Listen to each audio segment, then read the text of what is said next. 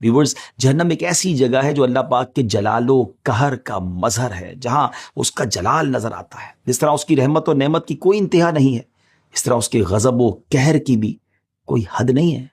جہنم اللہ پاک کے غضب اور اس کے قہر کا ایک ادنا چھوٹا سا حصہ ہے۔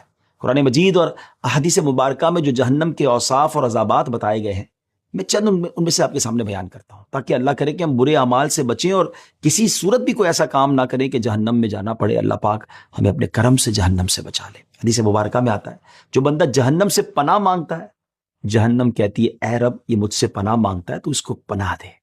تو جہنم سے پناہ مانگتے رہا کریں، اپنی دعاؤں میں شامل کیجئے۔ بڑی پیاری دعا ہے نا، اللہم اجرنی من النار، اے اللہ مجھے جہنم سے نجات عطا فرما۔ مانگتے رہا کریں، وہ بڑا کریم ہے۔ اب جہنم کہاں ہے؟ دس از اے بگ کوسچن۔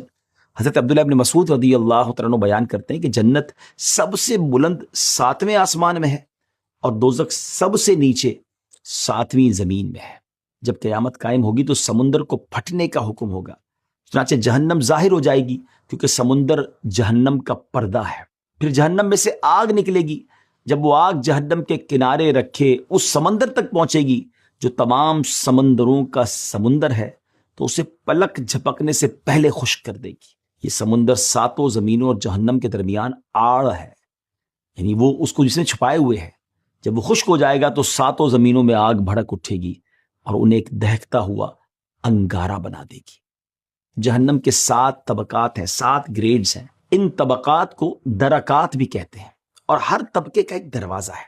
پہلا طبقہ جہنم، دوسرا طبقہ لظا، تیسرا طبقہ حطمہ، چوتھا طبقہ سعیر، پانچواں سقر، چھٹا جہیم، اور 7واں جو سب سے لویسٹ ہے حاویہ۔ دوزخ کے پہلے دروازے کا نام جہنم ہے، دیگر کے مقابلے میں اس کا عذاب سب سے کم ہے۔ یہ دروازہ اس امت کے گناہ گاروں کے لیے خاص ہے۔ اس کو جہنم کا نام اس لیے دیا گیا ہے کہ یہ مردوں اور عورتوں کے چہرے کی طرف رخ کرے گا اور ان کا گوشت کھا لے گا، جبکہ دوزخ کا آخری دروازہ حاویہ ہے، اور یہ سب سے زیادہ گہرا ہے۔ آپ علیہ الصلوۃ والسلام نے فرمایا حامیم والی 7 صورتیں ہیں، اور دوزخ کے دروازے بھی 7 ہیں۔